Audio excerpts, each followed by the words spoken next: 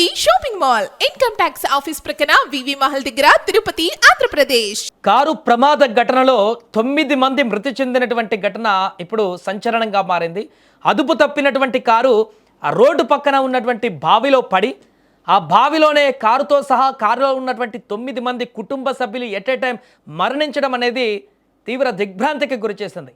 ఇది మహారాష్ట్రలోని నాసిక్ జిల్లాలో చోటు చేసుకుంది ప్రమాదం. శుక్రవారం రాత్రి జరిగినటువంటి ఈ ఘటన పట్ల ఇప్పుడు మహారాష్ట్ర ముఖ్యమంత్రి కూడా స్పందించడం జరిగింది. ఈ విషాద ఘటన పట్ల సీఎం దేవేంద్ర ఫడ్నవీస్ కూడా తీవ్ర విచారం వ్యక్తం చేశాడు.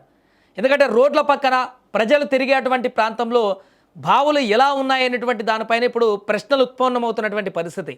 వాటి వద్ద రక్షణ చర్యలపైన కూడా తనిఖీలు నిర్వహించాలంటూ కూడా ముఖ్యమంత్రి ఆదేశించడం జరిగింది. మహారాష్ట్ర ముఖ్యమంత్రి శుక్రవారం రాత్రి దిండోరి పట్టణంలోని శివాజీ నగర్ ప్రాంతంలో ఒక విందుకు హాజరై సునీల్ దత్ దుర్గండే అనేటువంటి ఒక వ్యక్తి తన కుటుంబంతో సహా ఈ కారులో రివర్స్ అంటే ఇంటికి తిరిగి వెళ్తున్నారు. ఆ యొక్క విందు అయిపోయిన తర్వాత ఈ నేపథ్యంలోనే వారు ఈ యొక్క ప్రమాదం జరిగినటువంటి ప్రాంతం వద్దకు రాగానే కారు అదుపు తప్పింది.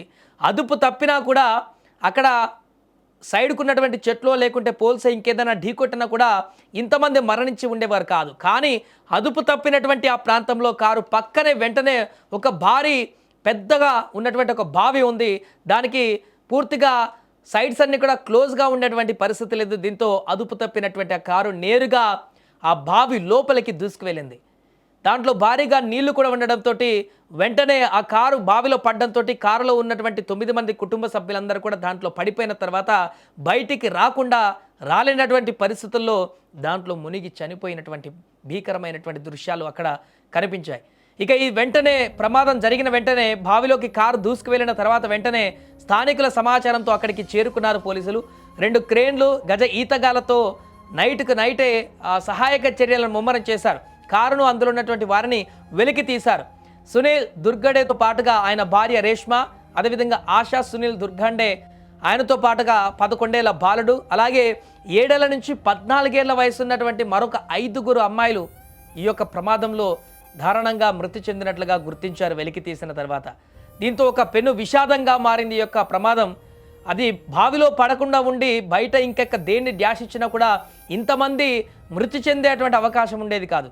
మొత్తం కుటుంబం మొత్తం కూడా ఇప్పుడు చెదిరిపోయేటువంటి పరిస్థితి ఉండేది కాదు. కేవలం ఆ రోడ్డు పక్కన ఇంత పెద్ద బావి నిర్మించి ఉండడం, దానికి చుట్టుపక్కల కూడా ఎలాంటి ప్రహారీ గోడలు పెద్ద ఎత్తున లేకుండా ఉండడం, రాత్రి సమయంలో ఇతర ప్రాంతాల నుంచి వచ్చేటువంటి వ్యక్తులకు ఇక్కడ బావి ఉంది అనేటువంటి విషయాన్ని ఎవరు కూడా గుర్తించలేనటువంటి పరిస్థితులు ఉండడం, ఇవన్నీ కారణంగా ఆ యొక్క కారు కూడా డ్రైవర్కి అదే టైంలో అక్కడ అదుపు తప్పి దాంట్లోకి దూసుకు వెళ్ళడం, ఇలాంటి కారణాల చేత ఈ యొక్క భారీ ప్రమాదం చోటు చేసుకుంది.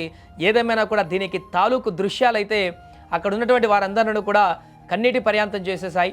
వారందరినీ కూడా వెలికి తీసేటువంటి ప్రాసెస్లో అక్కడ గ్రామంలో ఉన్నటువంటి ప్రజలందరూ కూడా బావి దగ్గరికి వచ్చి వందల సంఖ్యలో గుమిగూడి అయ్యో పాపం అంటూ కూడా విలపించినటువంటి దృశ్యాలు కూడా అక్కడ కనిపించాయి. కుటుంబమే మొత్తం ఒక ప్రమాదంలో చిత్రమైపోయినటువంటి ఈ దృశ్యాలు అక్కడ ప్రతి ఒక్కరిని కూడా కలిచివేస్తూనే మహారాష్ట్ర వ్యాప్తంగా కూడా ఈ ప్రమాదానికి సంబంధించినటువంటి చర్చ కొనసాగుతుంది. అక్కడ ఆ మృతదేహాలను లేకుంటే ఆ కారును బావిలో నుంచి వెలికి తీస్తున్నటువంటి దృశ్యాలు సోషల్ మీడియాలో ప్రస్తుతానికి వైరల్ అవుతున్నాయి.